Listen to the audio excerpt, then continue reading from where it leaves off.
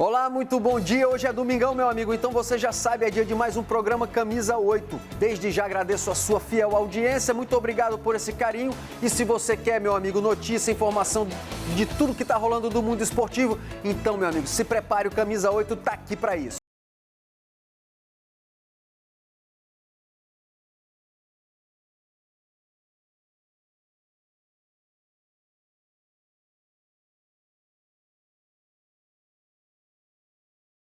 Eu começo o programa de hoje falando de basquete. O jogador Bruno Caboclo está a um passo de voltar para a NBA, mas a transferência dele para a Liga Americana não vai ser tão simples assim. O seu atual time, o Partizan Niš, lá da Sérvia, quer receber uma bela grana para liberar o ala pivô brasileiro. Bruno Caboclo, de 2,6 metros de altura, destaque da seleção brasileira olímpica, está fazendo testes no Golden State Warriors, time da Califórnia. A informação foi confirmada pelo agente do atleta brasileiro ao jornal da Sérvia, onde ele joga atualmente. Caboclo fica até quinta-feira em observação no time americano, que já tem no elenco outro brasileiro, o Gui Santos. Se passar nos testes, Caboclo deve assinar contrato e voltar para a NBA, onde já jogou por 4 anos. O Partizan da Sérvia cobra o equivalente a 5,5 milhões de reais pela saída da estrela da seleção, mas Caboclo afirma que tem salários atrasados e por isso pode deixar o clube livremente. E a Beira-Mar de Fortaleza foi palco da 9ª edição do Ironman 70.3. A competição reuniu aí vários atletas do Brasil e também de 11 países. Após meses de preparação, essa rapaziada mostrou que valeu a pena todo o esforço para nadar, pedalar e, claro, correr. Mais de 1.000 atletas de diferentes países se reuniram nesse domingo para realizar a prova do Ironman 70.3. Os triatletas realizaram o percurso de 1,9 km de natação, 90 km de ciclismo, passando por pontos turísticos, como o passeio público, a Catedral e o Mercado Central, além de mais 21 km de corrida. A competição já é uma tradição aqui em Fortaleza e reúne, além de atletas, a população que acompanha de perto esse percurso. A prova serve como seletiva para o Ironman Mundial de 2025, que será realizado na Espanha em novembro do próximo ano. Foram oferecidas 65 vagas para o Mundial, incluindo 45 para as categorias de faixa etária e 20 vagas exclusivas para mulheres. Uma forma de estimular a participação feminina em provas de triatlo de longa distância. O Ceará está bem representado, elas estão muito fortes, disputando de igual para igual com os homens, então é muito interessante e é tudo igual, tá? Ou seja, o mesmo número de vagas. Nós estamos desde 2014, né? Estamos na 9ª edição e graças a Deus Fortaleza hoje é o lugar da seletiva onde todo mundo vem e a prova está sendo sensacional. Para quem participa da prova, a rotina de treinos começa bem antes. São meses de preparação para conseguir concluir as 3 etapas da competição. No final, o sentimento é de superação. O sentimento, depois que você termina uma prova dessa, é de felicidade, é de êxtase mesmo. Aí você termina com vontade de fazer outra. Tem que treinar bastante, tem que gostar muito, porque é muito sacrificante. Hoje, estamos festejando o final dos treinos. Vamos realizar esse sonho que é fazer o Ironman. São todos os dias de treino, tem que administrar ali com a carreira, tem que administrar com filhos. Não é fácil, então está sendo um desafio enorme para mim, né? Fazer essa prova. Terminar assim todas as etapas da prova, o que é que tu acha que tu vai sentir? Eu vou sentir um alívio, me sentir muito vitoriosa por ser mãe, por ser médica, por ter uma vida atribulada e conseguir fazer. O goiano Santiago Ascenso e a pernambucana Augusta Barbosa venceram a 9ª edição da etapa Fortaleza do Ironman 70.3. E como é que foram os cearenses nesse Ironman? Entre os homens, Flávio da Silva Queiroga conquistou o 3º lugar geral. Ele completou a prova em 4 horas, 7 minutos e 33 segundos. Já entre as mulheres, Michele Coelho finalizou a prova em 4 horas, 37 minutos e 52 segundos. Com isso, ela foi a vice-campeã da etapa do Fortaleza Ironman 70.3. Camisa 8 vai para uma rápida parada, daqui a pouquinho eu tô de volta.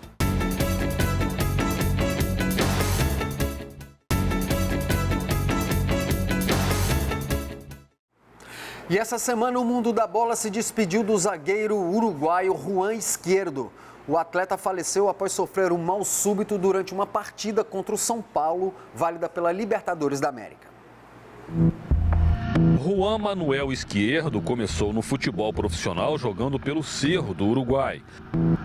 Passou por outros clubes do país de origem, jogou no México e no início do ano chegou ao Nacional, onde já havia disputado 25 partidas. Na semana passada, ele sofreu uma arritmia seguida de uma parada cardíaca num jogo contra o São Paulo pela Libertadores e foi retirado de campo às pressas em uma ambulância. Izquierdo ficou quase uma semana internado, mas não resistiu e acabou morrendo na noite de terça-feira. O atleta tinha acabado de ser pai. Logo que o hospital divulgou a morte do jogador, o Nacional do Uruguai emitiu uma nota se solidarizando com a família. A diretoria do São Paulo também se manifestou por meio de nota. Aos 17 anos, ele teria sido informado pelos médicos de que sofria de uma arritmia cardíaca. Mesmo assim, teria decidido continuar no futebol. Segundo a Sociedade Brasileira de Arritmia Cardíaca, o país tem atualmente pelo menos 20 milhões de brasileiros sofrendo do problema. E todos os anos, o Brasil registra pelo menos 320 mil mortes súbitas por conta da doença. Essa médica cardiologista explica o que é a arritmia cardíaca. É qualquer alteração no ritmo cardíaco. São alterações que podem levar o coração a bater lentamente ou alterações que fazem o coração bater muito rápido. Os sintomas são variados. Nós podemos ter palpitação, que é um sintoma comum para quem tem taquicardia. Podemos ter cansaço, tontura, desmaios ou mesmo uma falta de ar que vai se evoluindo. A arritmia cardíaca aparece com maior frequência em adultos com mais de 40 anos. Apesar da prática de esportes ser comum entre as pessoas que têm o problema, é preciso antes uma avaliação profissional. Nós temos inclusive hoje testes genéticos que nos auxiliam no diagnóstico das arritmias. A especialista conta ainda que também é preciso ficar atento aos detalhes no dia a dia, porque nem sempre a doença apresenta sintomas. Mesmo assim, é possível prevenir. Inclusive, nós temos muitas ferramentas diagnósticas. Nós temos exames que detectam arritmias, o eletrocardiograma, o Holter. Quando Gustavo tinha 3 anos de idade, a família dele descobriu que ele sofria de um problema no coração que reduzia os batimentos cardíacos e causava cansaço. O risco de sofrer um infarto ou uma parada cardíaca era grande, mas ainda não era o momento para ele passar por uma cirurgia. Aos 10 anos, o Gustavo finalmente recebeu um marca-passo. Esse aparelho que ajuda a controlar o funcionamento do coração. Marca-passo para mim significa vida. Né? Na realidade, o marca-passo, ele para mim, ele deu minha vida, ele deu uma vida nova para mim, uma vida muito melhor, né? O marca-passo, antes disso, eu tinha uma infância muito limitada. O marca-passo ou desfibrilador interno poderiam ter ajudado, por exemplo, o jogador de futebol Izquierdo, do Nacional do Uruguai. Esse trata só o coração que bate devagar.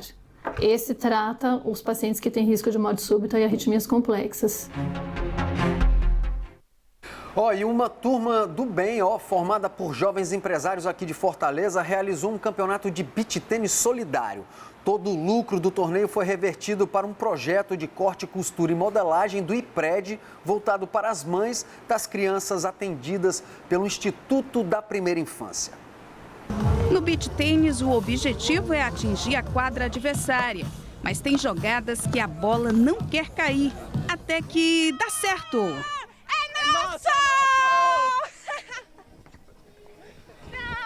Não, a gente vai virar, viu? Vai virar. Vamos virar, é nosso. A disputa é acirrada. Mais uma! Pra conta, vai ser nosso, esse é nosso. 31 duplas disputaram o primeiro campeonato solidário beach tênis, organizado pela Associação de Jovens Empresários de Fortaleza e realizado no sábado, nesta arena no bairro Guararapes. Esse campeonato solidário que nós estamos organizando em parceria com a Federação Cearense tem sido muito importante para que a gente possa desenvolver um projeto que está incubado dentro do IPRED, que é o projeto Vai Maria, que beneficia diretamente várias mães que passaram por oficina de costura lá dentro, e aí foi criada essa marca, Vai Maria, e o nosso projeto pretende realmente impulsionar o Vai Maria para que, através desse campeonato, a gente consiga arrecadar o suficiente para impulsionar isso. As duplas foram divididas nas categorias feminina, masculino e mista. Cada dupla jogou ao menos 3 partidas. O formato do campeonato está em chaves de grupos, chaveamentos de grupos, e após isso as chaves eliminatórias, né?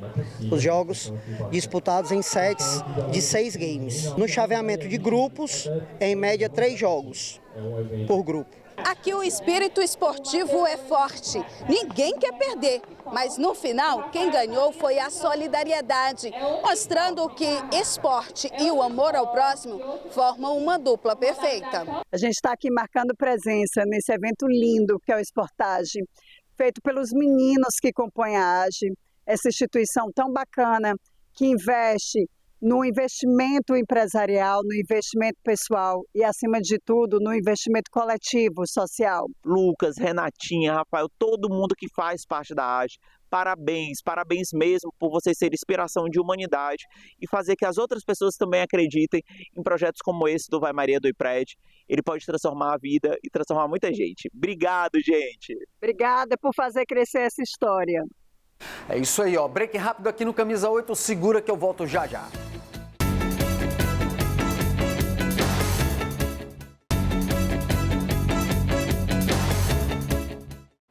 Agora é hora de ir para a água com a turma do surf. No último final de semana, a Praia da Taíba, que fica ali em São Gonçalo do Amarante, litoral oeste do nosso estado, recebeu a primeira etapa do circuito cearense de surf para os amadores e a segunda etapa para a turma que é profissional. Os principais astros do circuito cearense deram um verdadeiro show de surf com a realização da etapa de maior renovação dos últimos tempos. Na categoria profissional, por exemplo, o grande campeão foi o surfista da nova geração, John Alves. Ele extrapolou todos os limites e não deu chance alguma aos seus adversários. Ítalo Ferreira, outro talento da novíssima geração cearense, surfou muito e ficou com o vice-campeonato da etapa. Já o paraibano Cauã Hanson conseguiu terminar na terceira colocação. O campeão brasileiro de 2019 e atual bicampeão cearense profissional Arthur Silva completou o pódio, ficando com a quarta colocação. Com esse resultado, Ítalo Oliveira assumiu a liderança do ranking cearense de surf profissional. Na categoria Open, a principal entre os amadores, o grande destaque foi Anderson Guilherme, que na final conseguiu se encaixar muito bem nas ondas da Taibinha e ficou com a taça de campeão. Na Open feminino, a vencedora foi Jéssica Santos. A terceira etapa do circuito cearense de surf profissional vai ser realizada entre os dias 11 a 13 de outubro, aqui na Praia do Futuro, em Fortaleza. Tem mais uma paradinha rápida aqui no Camisa 8, mas é ligeirinho, eu tô de volta.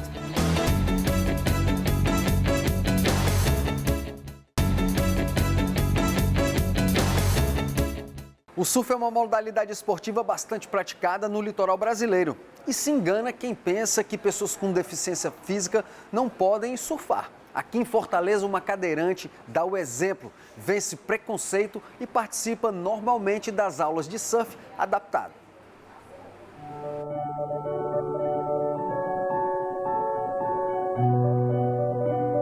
Tereza Neumann é uma mulher inspiradora que transformou o que poderia ser um limite em uma oportunidade para explorar sua paixão, o surf. A gente fica à mercê de outra pessoa, à mercê do mar. Mas eu acho que isso aí acontece com todo mundo, em todas as situações. Foi uma experiência muito boa, emocionante, de enfrentar os meus medos e também ter as vitórias, né? Quando a gente vem chegando é uma delícia. Tenho todo o suporte aqui, achei com o Rodrigo, o professor, ele me coloca lá na prancha, direitinho me leva daqui até a prancha, né? Até a praia ali, aí ele vai comigo, me dando aquele suporte, enfrentando as ondas, aí me diz como é que eu faço, diz tudinho e dá aquela segurança. Com a ajuda de Rodrigo, seu dedicado professor, Tereza tem praticado surf adaptado, uma modalidade que possibilita que as pessoas com deficiência também sintam a emoção das ondas. O próprio circuito cearense de surf já conta com a categoria do surf adaptado, né, onde a gente tem uma competição, o próprio circuito brasileiro também já tem. Então, assim, Eu costumo dizer que o surf, ele é um dos esportes mais inclusivos do mundo, né? E a gente sempre tenta passar aquela confiança para o aluno, olha, a gente vai entrar, o mar tá de boa, as ondas tá de boa, a gente não vai para o fundo. Então sempre tem esse trabalho, independente de ser a Tereza, independente de ser uma outra pessoa, né? Então quando ela veio, né, ela falou que praticava natação e tal, então isso também passa uma segurança para a gente, porque a gente sabe que ela não vai ter tanta dificuldade de se adaptar.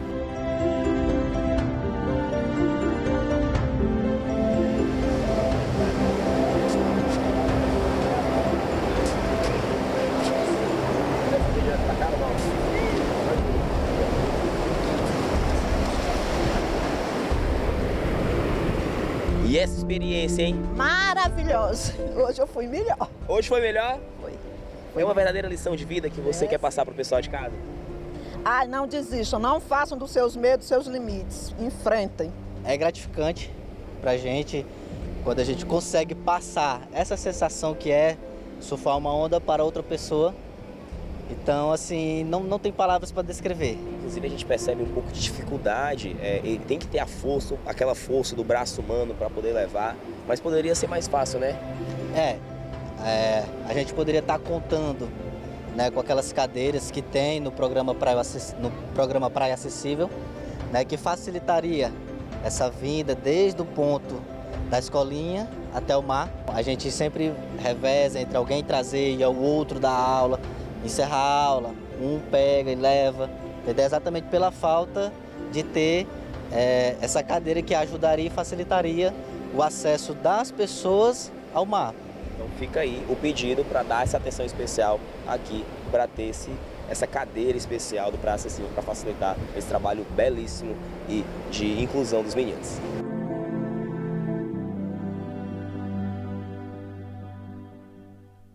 Dona Neuma, a senhora é uma fonte inesgotável de inspiração para a gente, tá bom? Vida longa para a senhora. Mudar um pouquinho aqui o esporte, a gente sai da água e vai falar de futebol. Reaberto depois de 2 anos de obras, o Museu do Futebol conta agora com uma área exclusiva para o futebol feminino. História, resistência, vitória.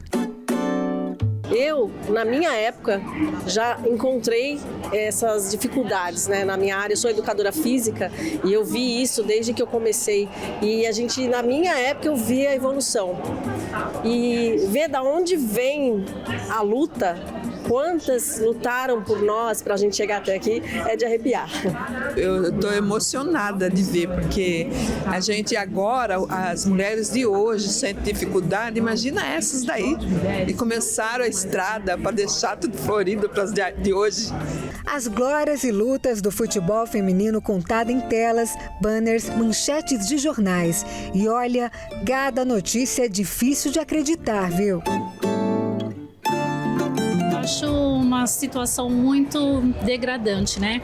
Se você for analisar bem, porque, poxa, as mulheres desde sempre existiram, nunca foram e sempre foram excluídas da sociedade de diversas formas. Não, é absurdo, né? A gente vê que não faz muito tempo, né, que existia isso no nosso país, não só no nosso país, mas ao redor do mundo, né?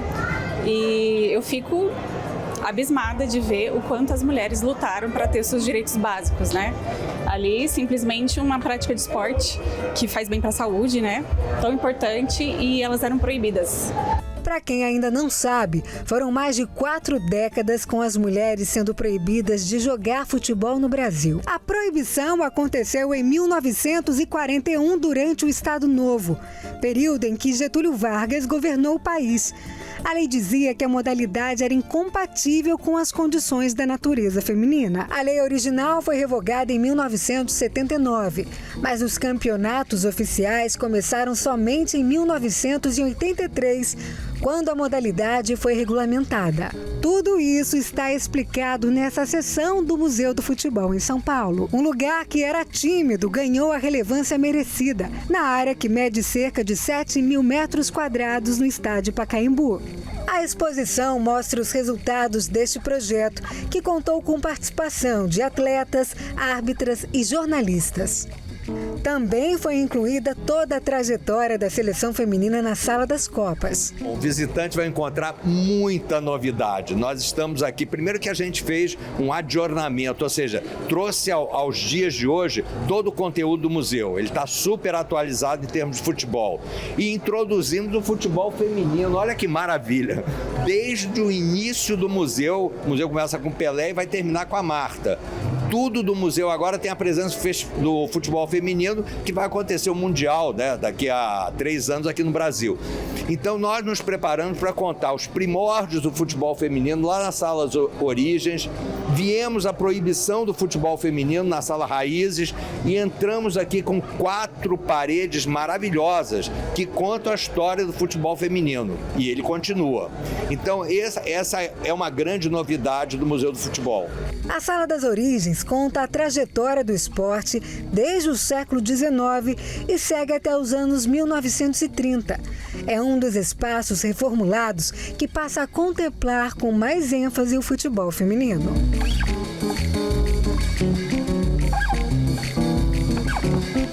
E para fechar a visita ao museu com chave de ouro, ela, a rainha Marta, em tamanho natural na tela.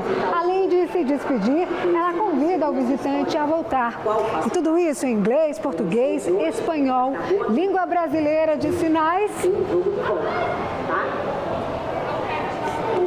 Valeu, rainha!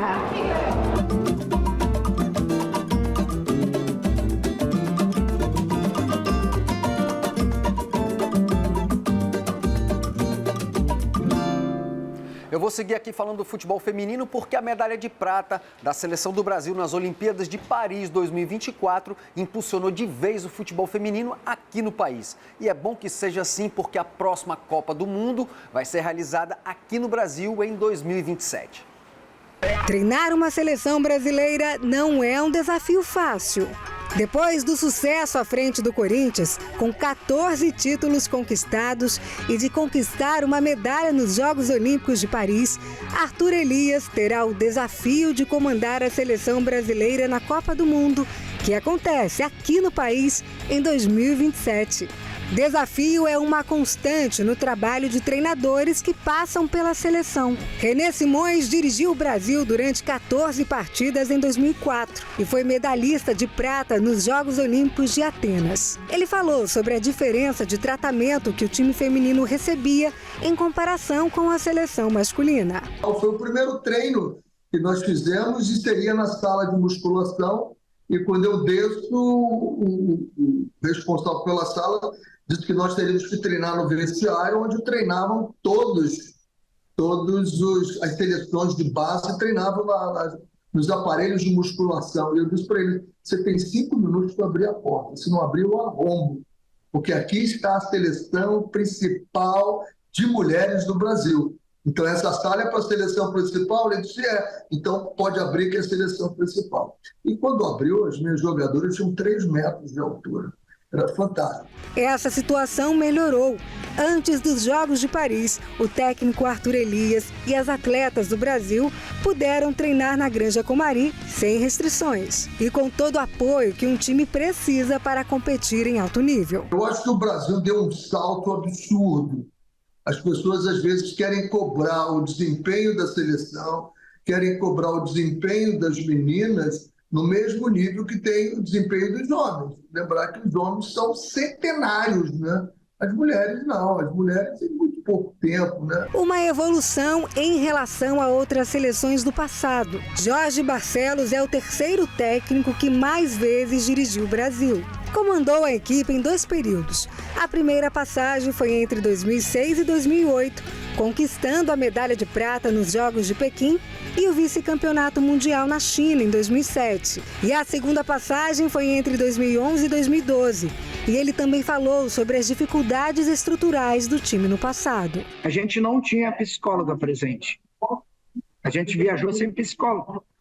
E foi um desgaste gigantesco para mim como treinador. Então a gente teve que, com alguns resultados que não saíam do jeito que você queria, então aquilo tu tinha que trabalhar a parte psicológica de uma jogadora que não ia bem, Então, eu acho que tem que tá muito claro aquilo que tu vai disputar, né? Aquilo que você vai disputar, que é uma pressão gigantesca, porque na época que eu disputei, a cada 2 dias, né? Quando chegava no terceiro, você tinha um jogo. E a recuperação é muito complicada. Agora, com um planejamento melhor e com o impulso da conquista em Paris, Arthur Elias vai em busca de gravar de vez o nome dele na história da seleção, com um grande resultado na Copa, repetindo o sucesso daqueles que vieram antes dele. No ano anterior, a gente tinha ganho o PAN, perdemos o Mundial na China, depois voltamos na China de novo. Então ficou aquele sentimento, não, agora nós temos que dar essa resposta, não temos que mudar. E foi um divisor de água entre uma coisa e outra, sabe? A gente sabia que se nós conseguimos fazer um campeonato forte, a gente tinha que fazer para poder mudar o que a gente tinha de realidade no Brasil. Porque o apoio ainda era muito restrito, ainda é muito complicado, até mesmo das entidades mesmo, para reconhecer o futebol feminino. Então, a gente achava que o único jeito de mudar aquilo era tentar novamente dar respostas, né? Porque em 2004 já mudou um pouquinho, depois acabou mudando de novo, entendeu? Então, assim, eu acho que ficou marcado para mim mesmo foi a Olimpíada de 2008. Agora eu vou pedir sua atenção para você ver com seus próprios olhos o que a atividade física constante faz no corpo humano. Um aposentado parece que descobriu a fonte da juventude. Ele tem força, disposição e uma aparência de deixar chegando ao fim, mas não se esqueça que nós somos multiplataforma. A gente está aqui na tela da TV Cidade, está lá no rádio, também no digital. Você acompanha tudo que está rolando no mundo esportivo acessando o portal gcmais.com.br/camisa8, lá no Instagram, @camisa8.oficial. No TikTok, tudo junto, Camisa 8 Oficial. Um bom domingo para todo mundo, juízo, a gente se encontra por aí. Até mais.